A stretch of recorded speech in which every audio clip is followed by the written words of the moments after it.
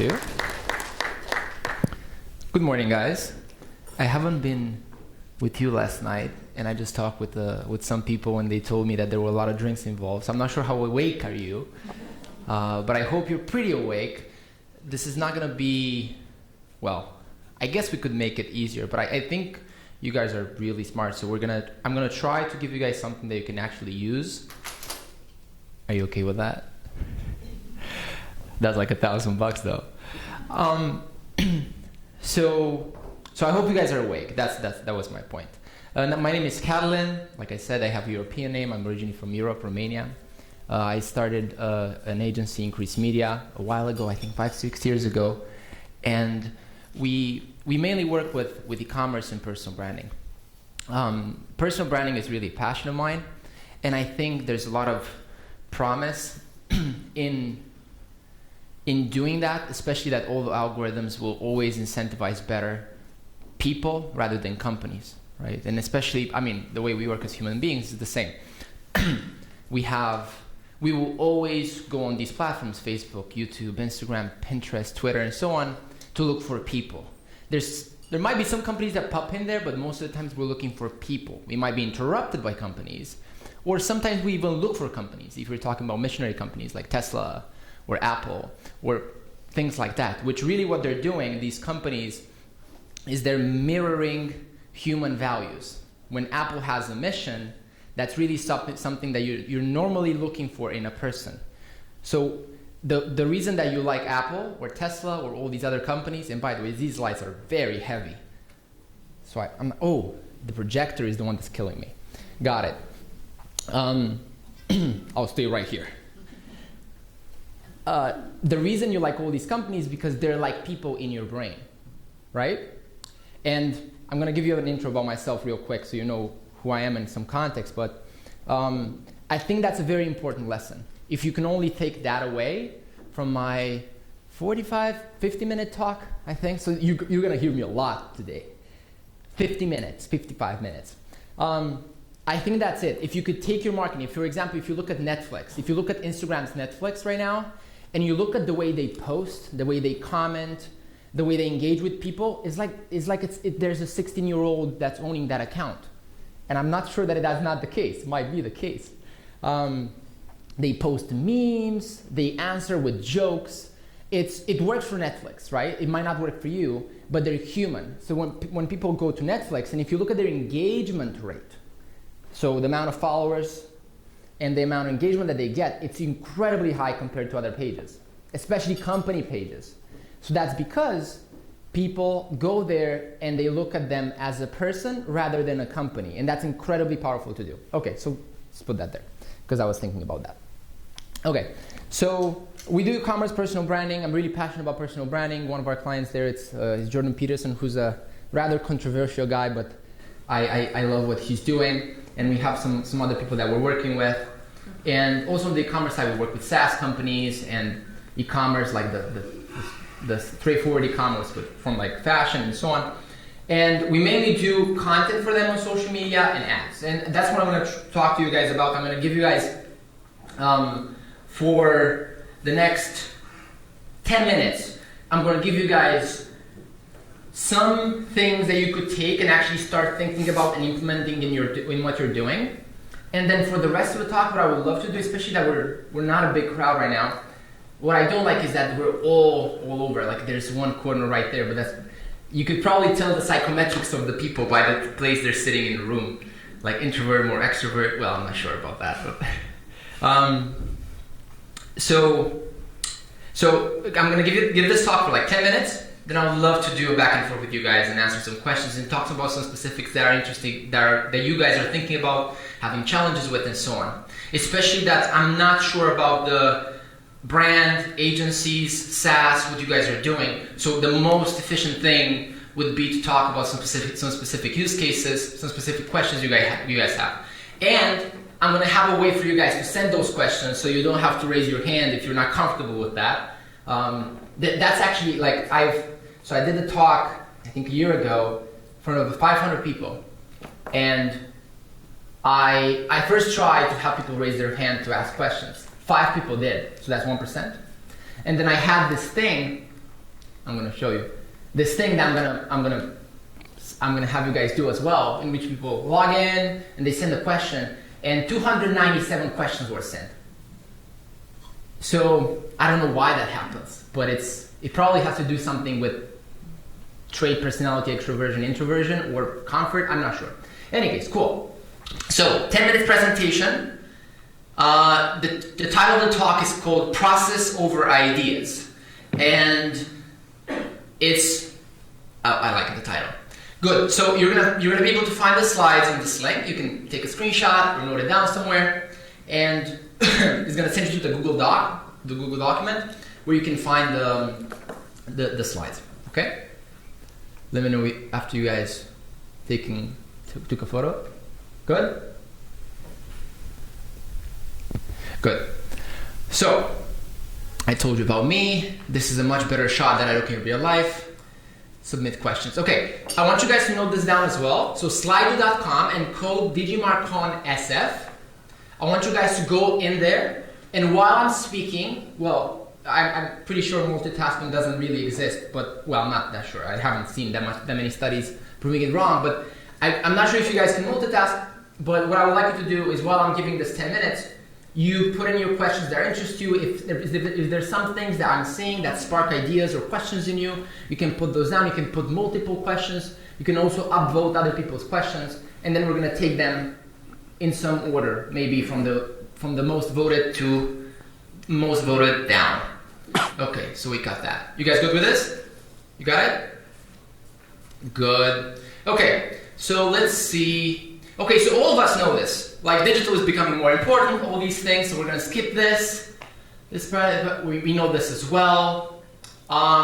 This is the breakdown, and I would like you guys to look at this when you get a presentation, to look at the breakdown of how that money is being spent.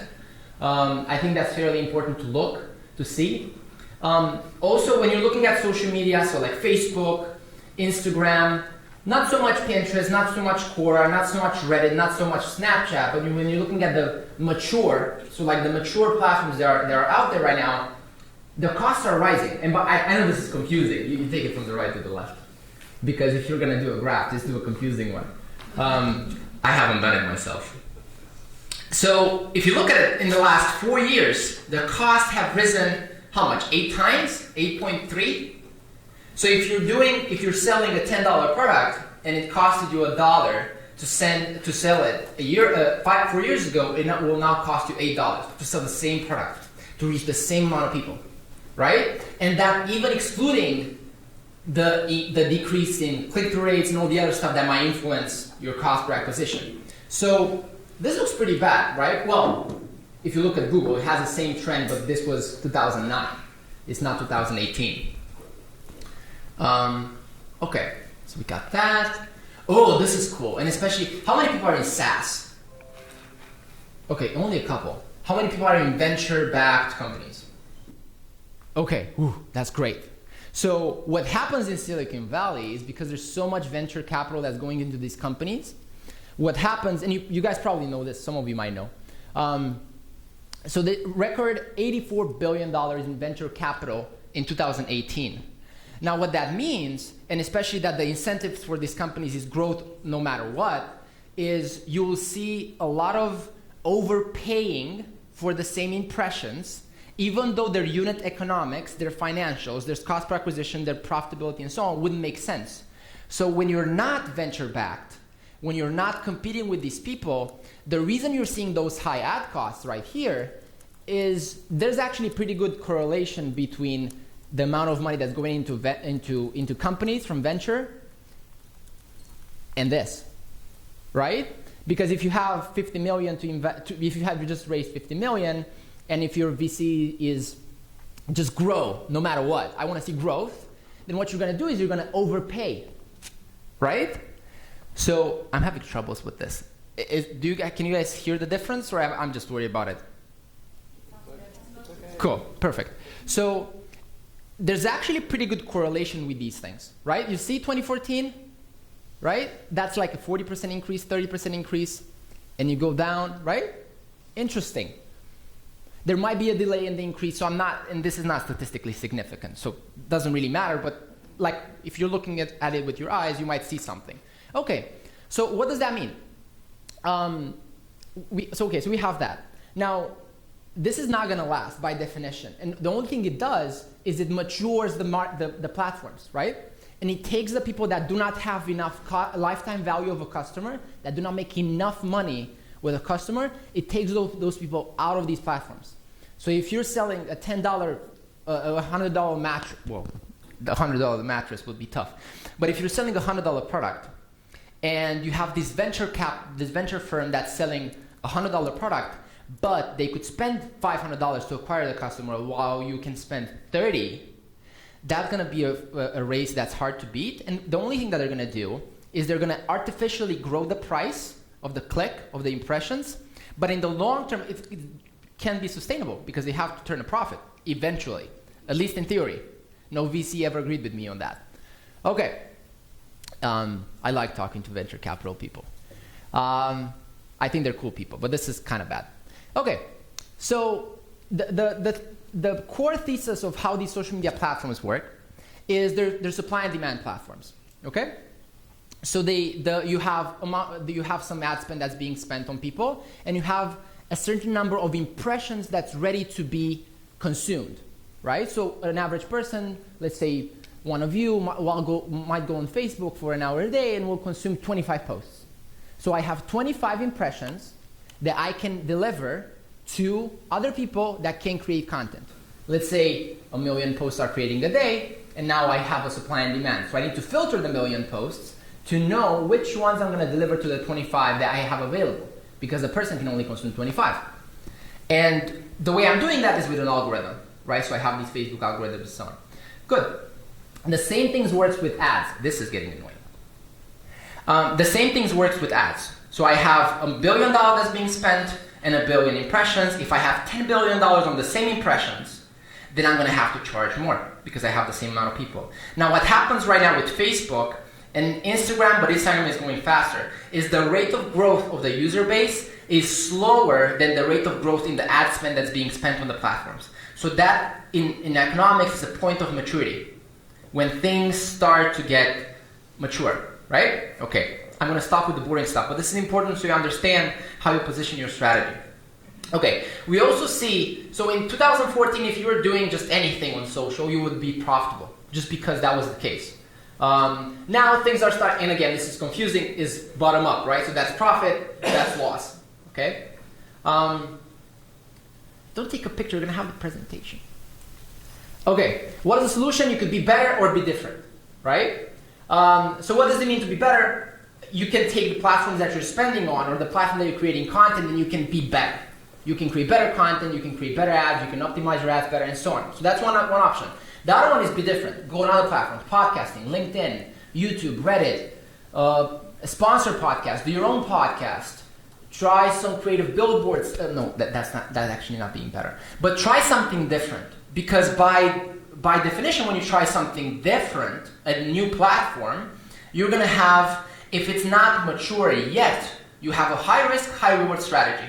Well, it's actually not, but it's low to medium effort. Like you don't spend a lot. You can take Snapchat and you can spend $3,000 and you can figure out if it's going to work for you. The challenge is most people they do 100% safe and 0% risk, 0% experimentation with new platforms, new avenues, new channels, and so on. What I would recommend is an 80-20 rule, something like that. And actually take your time and money, marketing budget, and do the same thing. Okay, these are a couple of things you could do to be different. Not that different, but different. Okay, and the way you get better is by adding process. This is the only sustainable thing you can actually do let's see how am I doing in time? Okay, this is the only sustainable thing you can actually do to be profitable in the long term. The only thing, by adding process, and people don't like this. Okay, why it's good? It's always good to have a system. The cost of decisions is very low. The cost of decisions on social is very low, and people don't experiment, right?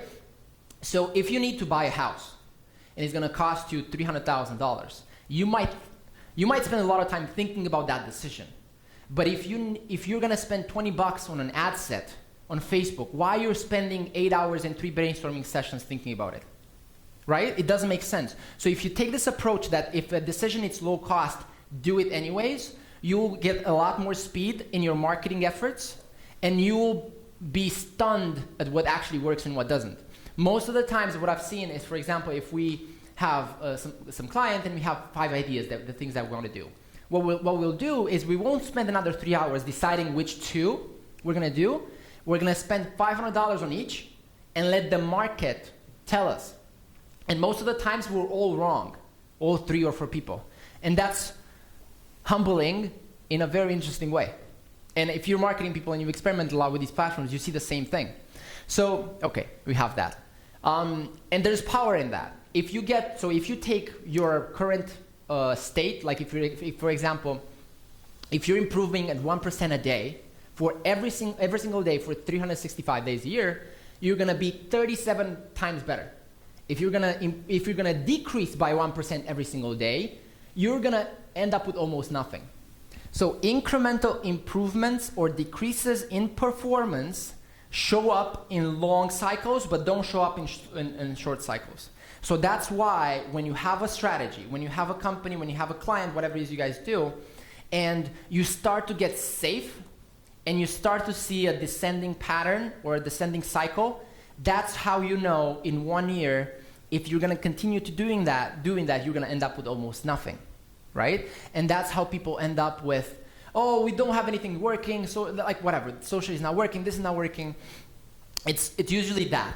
And there's power in taking this approach. There's immense power, and nobody is doing it because evolutionarily we haven't been trained to look at things this way. It's the same way people don't invest and so on. Okay, let's stop the rant on that one. What's the solution? Okay, we're not gonna go through this. Evolution, Charles, thank you, Charles. Oh, okay, another idea, and I'm gonna skip this afterwards, is what's really going on. If you take the environment, if you take the marketplace right now, it's evolving, let's say at 100 miles an hour, right? What we're doing is our environment, our company or agency or whatever it is you're doing, it's only evolving at 30 miles an hour. Well, if you're taking the time of an hour, that doesn't seem like a long time. But if you're taking, well, a week or a month or a year, we're going to be so far away from each other that there's no way one can catch up. Does that make sense? And at the moment, there's so much that's going on. And you guys know, I mean, who can honestly know that they are up to date with everything that's going on? Who can honestly say that, right? Like everybody's overwhelmed. So what does that mean? The speed at which the market is moving and evolving, it's much higher than what we're doing. So in biology, that's called an evolutionary mismatch. Well, it's not technically that, but let's go with it. So evolution really is when an organism adapts to an environment and develops behaviors to adapt with the environment. Evolutionary mismatch is when you're in the savannah and you find honey, and what you're trained is honey is very rare, eat it all. And then you go into Walmart and there's candy bars everywhere. And you eat them all. What happens? You have an environment, develop the behavior, then the environment changed, but you still have the same behavior. And now you develop this behavior on the new environment. And that most of the times kills people slowly or faster, right? So what we have with our companies, and I'm really excited about this because nobody else is, but that makes it more likely to be true, is you need to develop a marketing department or a company that can evolve with the environment, at least with the environment, or close follow it. And if you're looking at your marketing efforts, at your strategy efforts, at your company as a whole, you're probably lagging very far behind.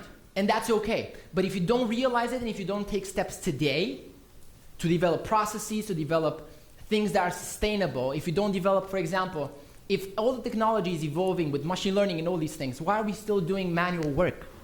Why are we still updating budgets ourselves? It doesn't make sense because we need to chop a tree with a pen.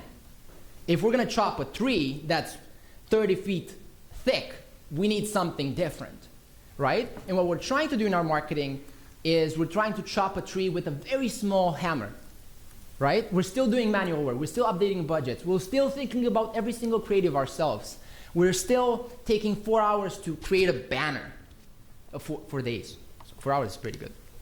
Good, okay. Rant over. This guy invented the scientific method, and this is what I'm going to show you. What you want is not more ideas. That's why I'm not going to, well, we're going to have Q&A at the end. That will be about ideas, but till then, 15, good. What you want is really to, because you guys have probably, how many people got at least 5 good ideas till now from these talks? That's bad. No 5, okay. Okay, so I'm assuming at least 3 or 5 good ideas, right? What you want is really not, you don't really, well, you think you want more ideas. What you need is something, some machine, some process that will, whatever ideas you put in, the good ones get filtered out, the bad ones get filtered out. The good ones will get filtered out is pretty bad. The good ones get amplified, the bad ones get filtered out, and so forth. And most of the marketing departments I've been in, and I've went to Fortune 500 companies in the marketing departments, and they have here's our 87 people marketing department, or 37 people, and there's like four people there that are incredibly smart, but nobody else knows what's going on in their heads. They're getting a lot of results, but then they leave, and the information leaves with them. So there's so much inefficiency, it's just unbelievable. So what you want is to develop some type of marketing machine, and we're talking about marketing today, that you can put in ideas and goals, and it will just have outcomes come out of that, right? This is the same idea that Ray Dalio talks in his book Principles. Do you guys know about that, the book? Okay, so that's exactly the same idea. You want to have this type of machine, and this is not exciting, but it's what works in the long term. These people that do this are going to win. And I've seen this over and over, and we've implemented this with a lot of companies, and it's incredible how it works. Okay, good. Thank you, Jeff. This I've talked to you guys about. Okay, so here's the process, the overall process. I'm going to skip through this. I'm going to go through this pretty quick, and you guys can look at the slides afterwards because I think it's pretty good, pretty well explained. So the process that we've came up with, and this is only a good enough process. It's not the best process, but it's a good enough process that people can take, and it's a logical framework.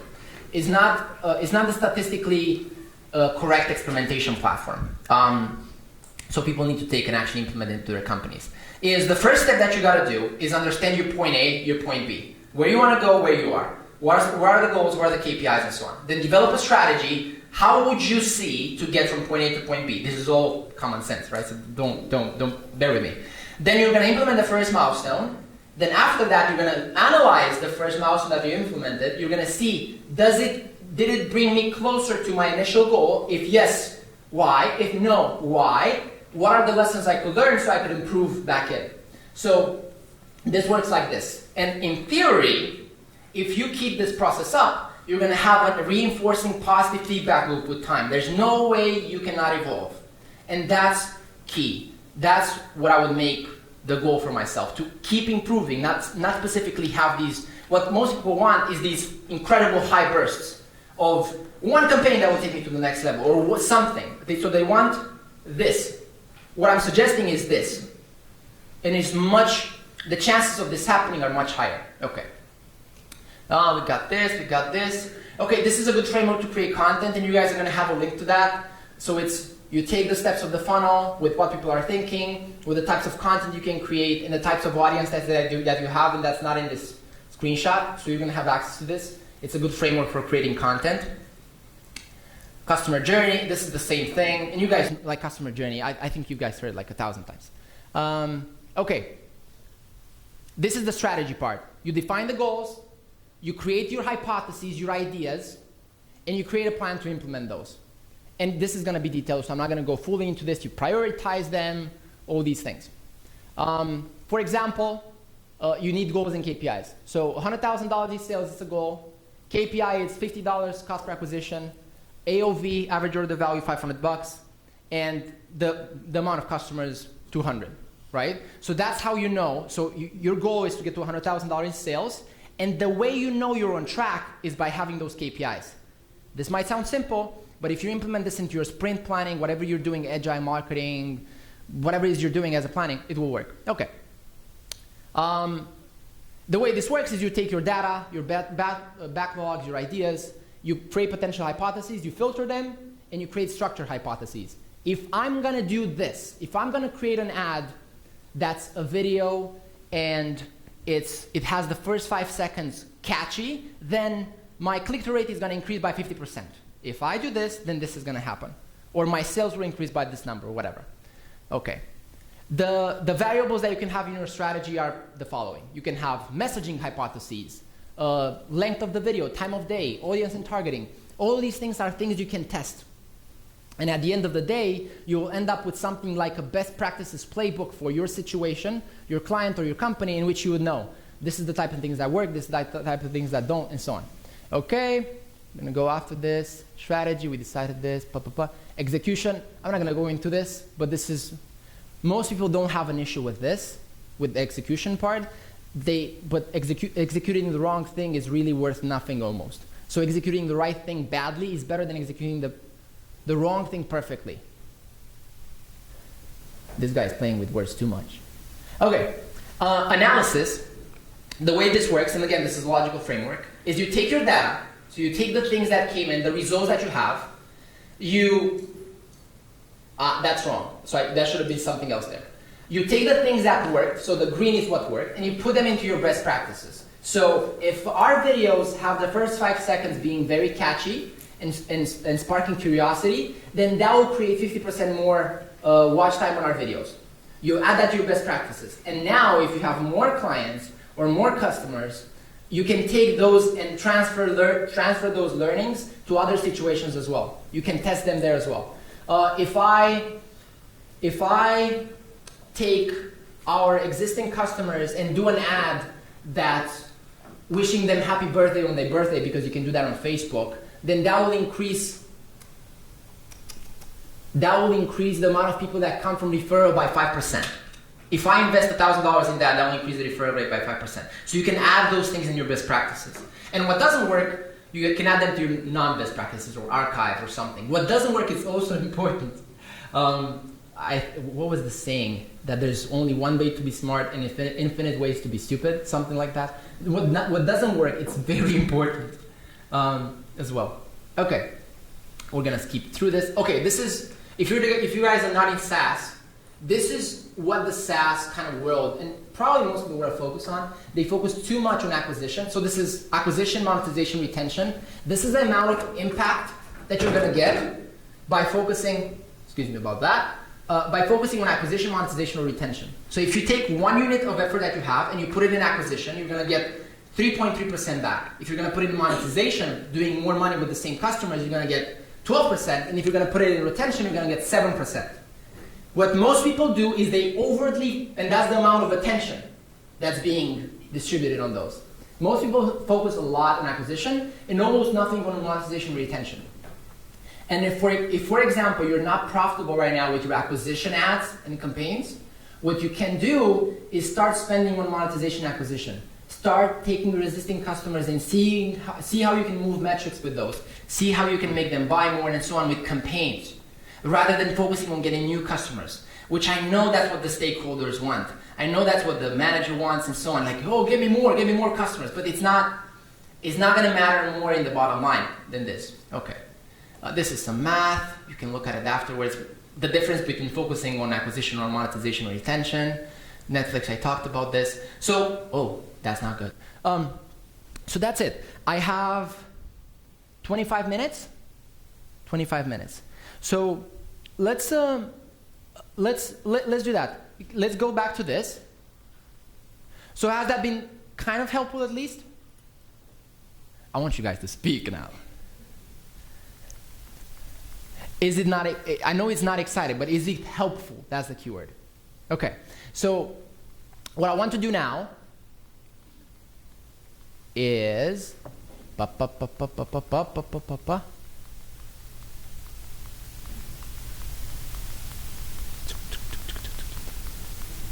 okay, let's go here and let's spend the extra 25 minutes we have and get with some specific questions.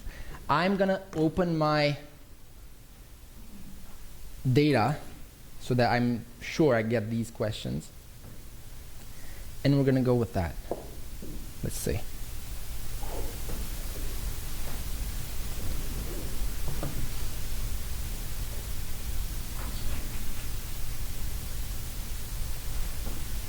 I would like you guys to all do this if possible. I know all of you guys have a question. You included. You don't have any questions? No, I'm writing. You're writing down. Okay. Okay.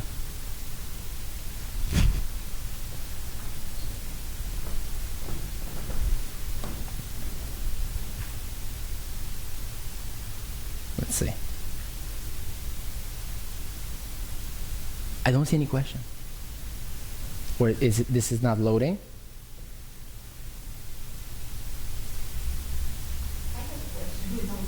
Yeah, go ahead. You mentioned something earlier about the acquisition, monetization, and retention. And can you give us an example, let's say, a customer who is investing, who is focusing on monetization rather than engaging customer? Is it more inline customer rather than becoming retained customer? What do you mean? Yeah, so let's say I sell, what would be something simple? Let's say I sell a subscription. Well, I was just reading this, so this might be weird. I sell a subscription for diapers for moms, for their kids.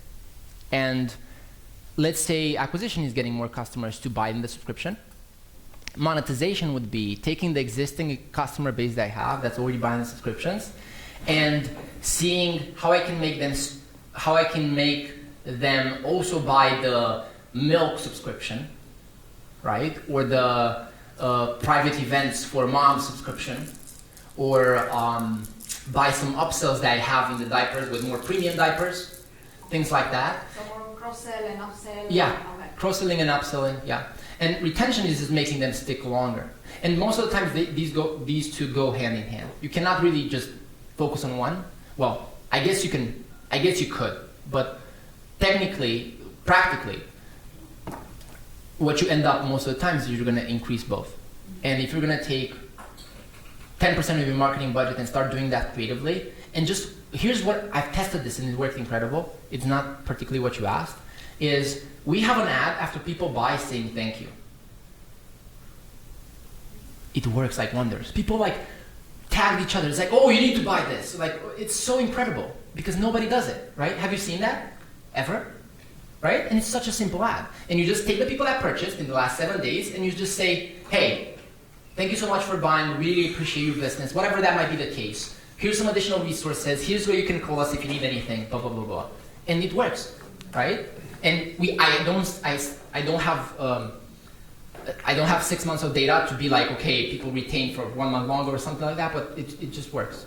So does that answer your question? Yeah, it seems it's mainly also creating more engagement and keeping them. Yeah. Yeah. People don't do it. It's incredible. And it's human, right? When you go on the store, it's like, thank you for buying from us. Right? And online, people don't do it. People treat each other like numbers.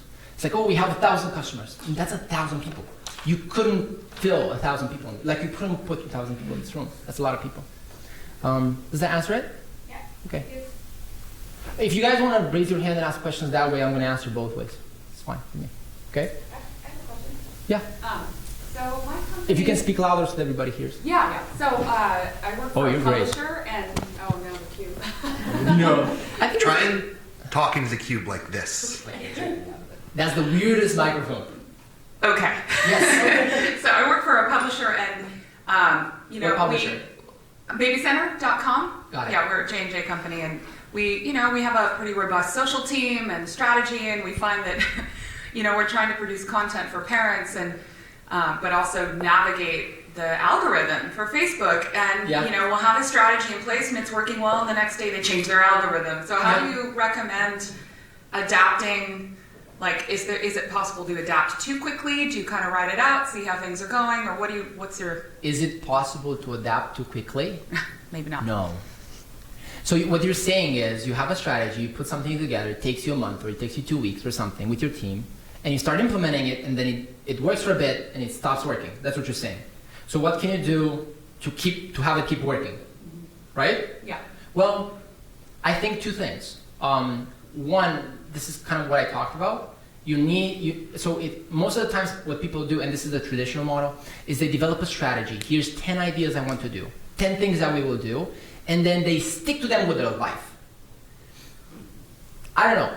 I think you should put up some thresholds of, here's the amount of time or budget that we're willing to spend until we're not going to spend any more time or money. What most people do is, this is our quarterly strategy, we're going to implement it, even if it doesn't work. Because we've invested a month in thinking about it. Nobody really cares about that. You could invest 5 seconds. If it's the best strategy ever, you're going to win. So I think attachment is one thing, like with your team. That's a huge part. From the marketing teams I work with and my teams as well. That's the huge thing. They spend a lot of time thinking about things, and then it doesn't work, or it works for this, and they're like, maybe this, maybe that. Well, you could make some tests and see if those hypotheses are valid. But most of the times it's attachment, number one.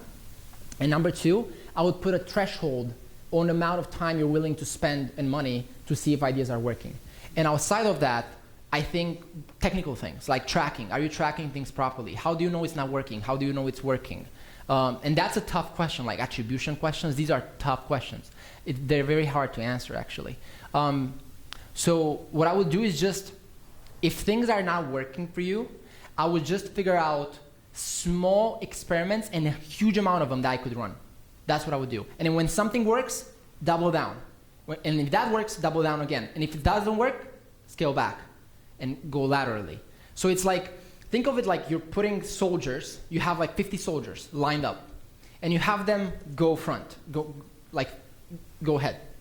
What they're gonna do is 20 of them are gonna get killed by the enemy right away. 20 ads, 20 ideas, 20 campaigns, whatever. 30 of them are going to stick for a little bit longer. 5 of them are going to get all the way. Only 5, so that's like 10%. But you need to let ideas die. I think that's the problem. Most people stick to the idea. So proper tracking, a threshold for experiments of what's acceptable to decide if something is working or not, and if it's not, kill it or adjust it, but don't stick to it. The third thing is also attachment. Does that answer your question? Yeah, it does. Okay. Thanks. And I think moms, it's a great market. I love it. I think there's so much that could be done there, like influencers and things like that. I think there's the thing about moms, and we just had a couple of clients that are working with the moms, like in the mom world, is like they're so incredible. I mean, they talk about each other's, like they have groups, and they talk about our poo is green and this is that, and 100,000 comments. It's like, wow, it's incredible. So I think, and whatever is good, it spreads out very fast. Like if you have a mom that knows 5 other moms, that message is going to spread fast, right? Because like, yo, no, forget about that. Get this for your kid, for the skin, whatever. So it's very interesting. I think it is a very good market. Whatever is good spreads out very effectively. Whatever is bad sticks there. Yeah. And moms call BS. Like you can't, a marketer cannot.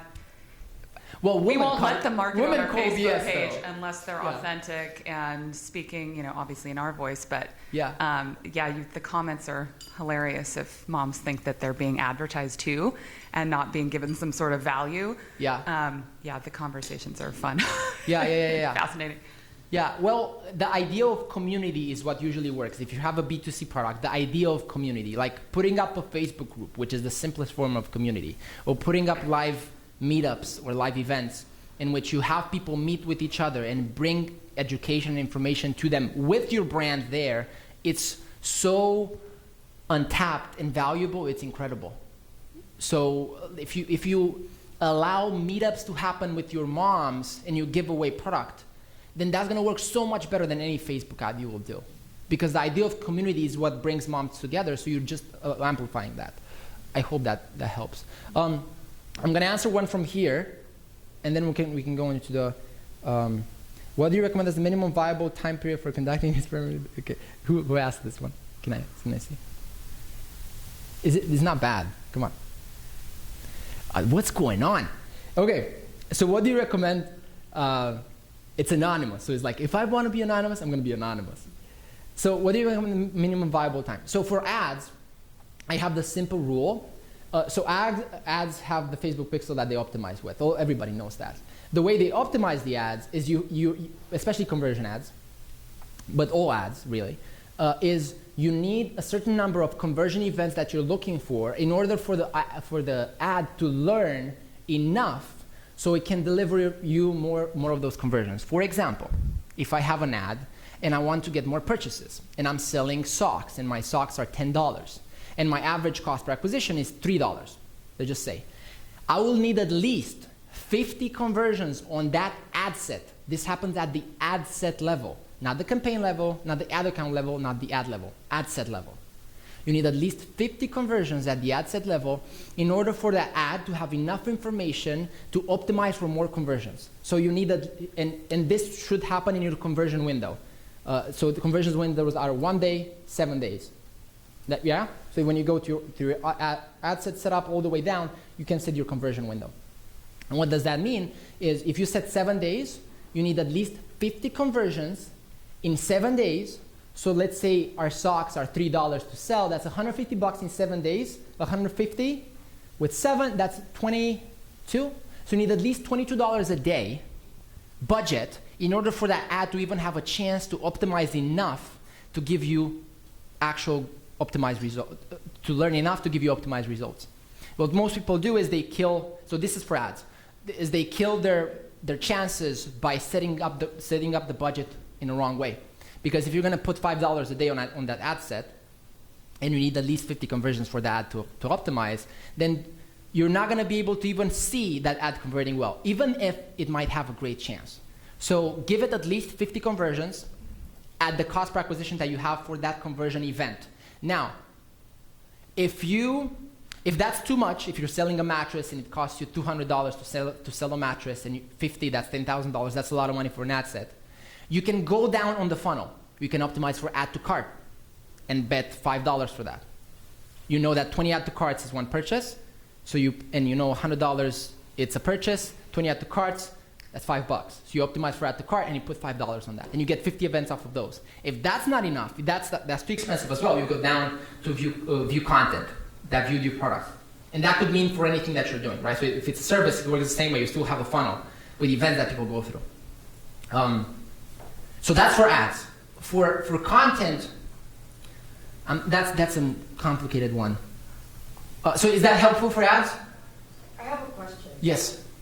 You mentioned to me that you need to have like a certain budget for like an ad set. Yes. But what's your take right now? Because Facebook just recently transitioned to put all the At the campaign budget level. at the campaign level. You can still put it at the ad set level if you want. So how would you go about it? What would be the best practice or your recommendation? Because right now, I have like several campaigns running, and it pop-ups there that, I think they will go full throttle by August, that it will all goes at the campaign level, all the budget. So how would you go about it? I mean, do you think it's still the best practice just to put some more for the ad set level? Because they're transitioning right now to go on the campaign level, all the budget. Yeah, I got it. So thank you for your question. I think what Facebook is trying to do, and this is why ad tech is not sustainable. So you can think of if you fast forward 5 to 10 years in the future, and if you take the Facebook ad platform or the Google platform, what you're going to end up with is put your budget, put your creative, maybe, put your product that you want to, well, not even that, and they're going to do the whole thing. They will allow you to manually edit stuff, but for the majority of people that's not technical and doesn't understand how things work, they're actually decreasing their chance of success by manually editing stuff. Most people do. If you have education, if you're skilled at what you do, if you understand the algorithm, if you understand how things work, then you increase your chances. But let's say you have 70%. Let's say you have 70% chance of success if you leave it all to the algorithm, which is quite high. But let's just go with that. If you're not skilled, then you start editing stuff, and if you start trying to put things at the ad set level and blah blah blah blah blah, and you're not good, and if you don't know the 50 conversion thing, let's say, which is a simple rule, and there's like 25 of those, then you actually decrease your chances. But if you're good, you can increase your chances to 90. So what Facebook is trying to do and all these platforms is they're trying to reduce friction so that the majority of people will get a good enough result. That's what they're trying to do. That doesn't mean most of the times they will still allow you to control the budget at the ad set level if you know what you're doing and if it makes sense. So I don't have enough statistically significant data to tell you this because it's only been up for a while now. We're testing I think 10 accounts to see which one works. And what we have till now is if you have a low ticket product, like under $100, where it's better to put it at the campaign level. Probably because it's easier to get those conversions faster. Not quite sure yet. But to answer your question more briefly, I would say I think you can still do the ad set one. It's very unlikely that they're going to take that out. That's one. Number two, you can test both and see what works. And whatever works, go with that. It's not my ego and your ego. It's not as big as the business objectives that can be achieved, right? So it's at the end of the day is what works better. But generally speaking, as a common best practice that I've seen, this is what I've seen work. And the thing with the education, it's true. It's true. Like if you don't know how Facebook ads work, just set up your pixel, put it on conversions, leave it open, broad, go with it. It's gonna be better than you trying to figure it out the whole thing.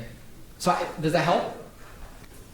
So test it, and if you're educated and know what you're doing, you can still do it. And if I may add, by experience, the automatic placement really helps because there's like some channels in addition that the Facebook already add there. There's like in-stream or in that article, which we get so much conversion.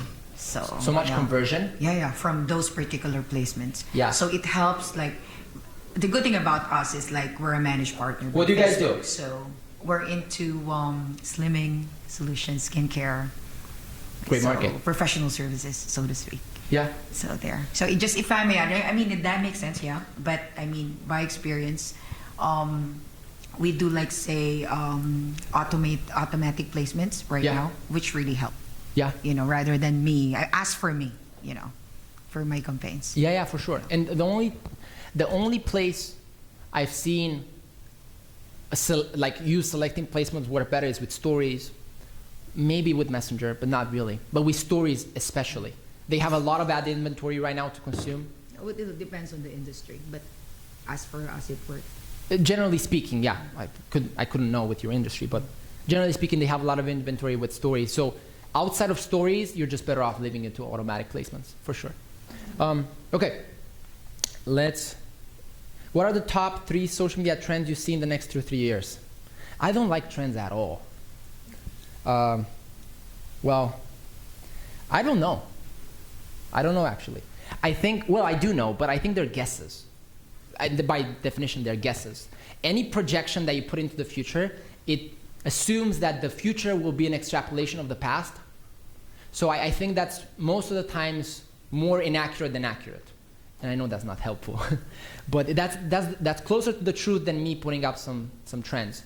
What I think, I think this is a good principle, which is a best practice that I've seen overall, is things seem to go closer and closer to how these social networks tend to go closer and closer to how a social one-on-one conversation looks like, one-on-one human connection.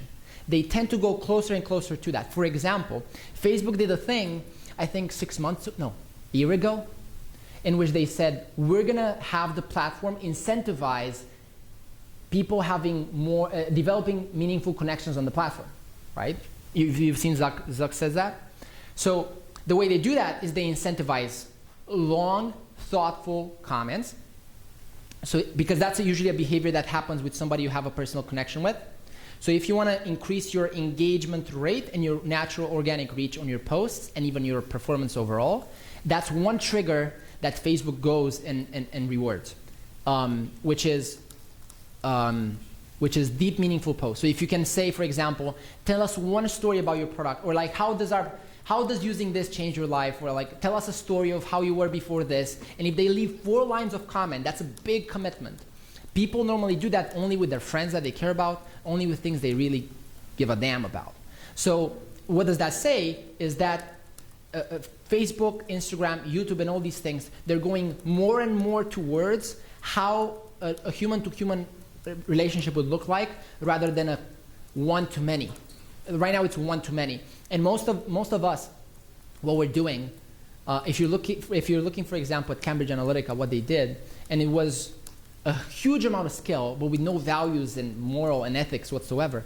But what they did is they made it 1 to 10,000, 1 to 5,000, 1 to 500. Well, 1 to 500 you can't, but let's say 1 to 5,000. That's the relationship they had in their ads, 1 to 5,000. These people like this color, these words, this ads, these videos, this. These people in this area that have 2 kids that have this. So if you can get that to that granular level, you're almost close. The closest you can be on these platforms to a one-to-one relationship. And the people that do that automatically or manually, because you can do that with algorithms or you can do that manually. Manually, it's a pretty hard job. The better you're going to win. So I think an overall trend in the next 5 years, I think the people that are using these platforms as close as they can get to a one-to-one relationship as a human being, so they use those words like that. They're not like, hey, buy this product now, do this. They're conversational. They tell stories. They engage conversation. They engage comments. They get people to share stuff. By the way, the psychological trigger for people to share is extremes of emotion. So either a negative and positive spectrum as well. So not just positive spectrum. So enthusiasm, inspiration, laughter, rage, all these other things, right? So it's not, and if you've probably seen videos like this, like people that are outraged, like, oh, they're killing animals, they're doing this. That's on the negative spectrum. And on the inspiration spectrum is like, go cast, you know? So what makes people share, and this is a huge trigger as well, is extreme emotions at the end. And a good book to give you guys more in-depth details about this is Jonah Berger, Contagious.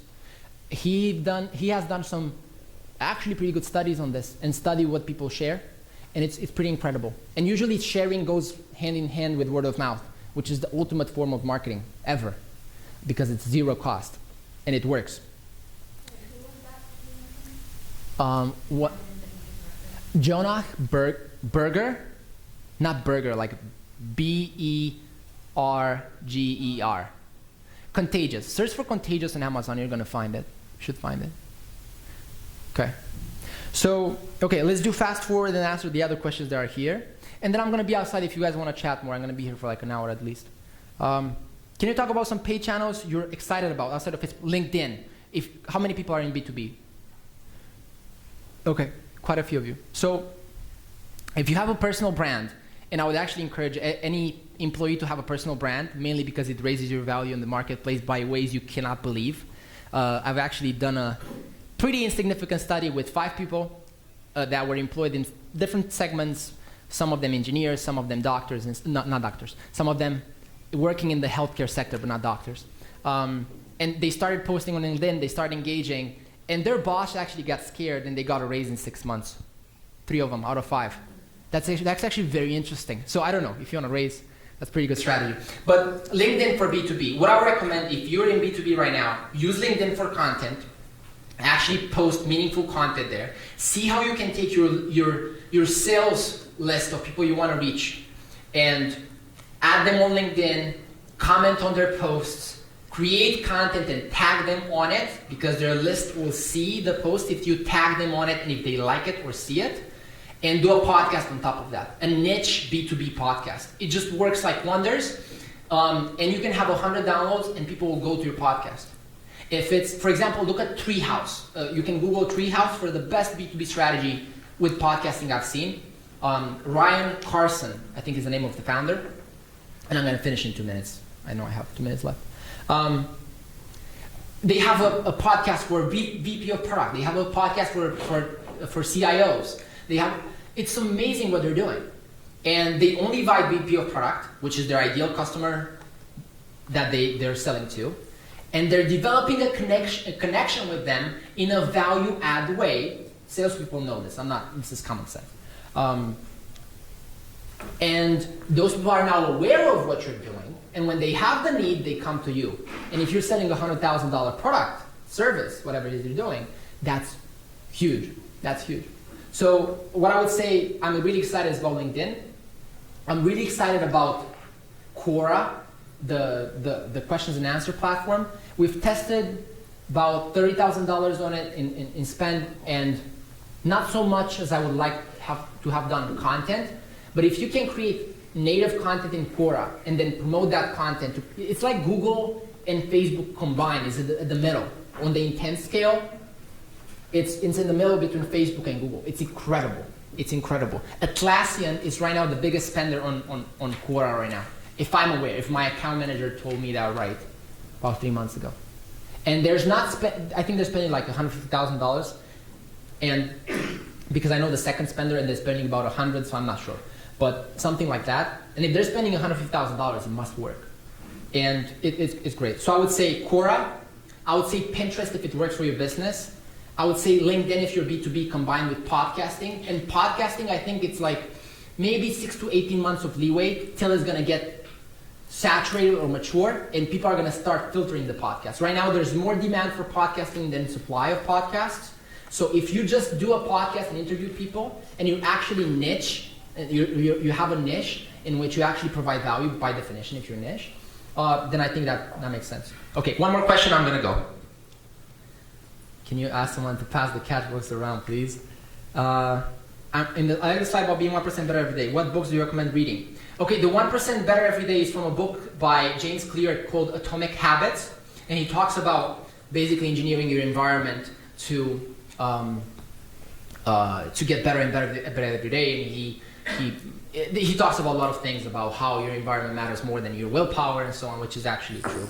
Okay, one more because this is the last one. Cost of new customer acquisition is high. How do your KPIs differ from new customer and current customer? Would you continue the ad even if it's performing poorly? No. If it's performing poorly, don't continue using it.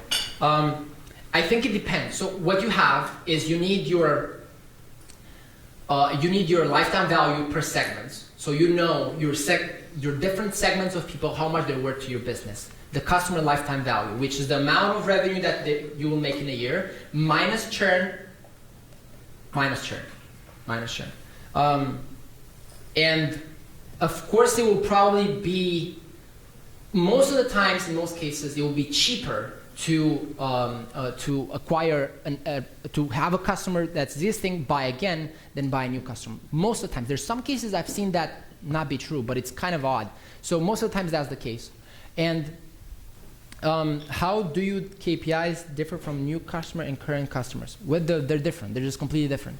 Different cost per acquisition, different channels, different strategies that you're doing, different goals and budgets that you're spending. So that's it. I'm go because I'm 3 minutes late. But if I can help you guys with anything, I'm just really curious to understand what everybody has challenges with for a different project I'm working on. So not really that much to sell, but if I can help you guys with anything, I'll be outside, and I hope you guys enjoy this. And you can add me, and this I'll be quick.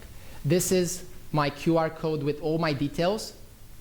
So you can email me or follow me on Instagram. I have a podcast as well because I follow my own things, which is quite rare, unfortunately.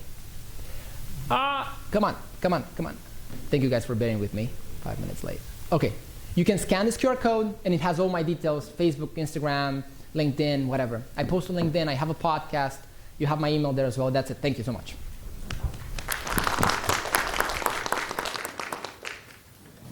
Thank you to Catalin. That was very exciting, very interesting. I think we all appreciate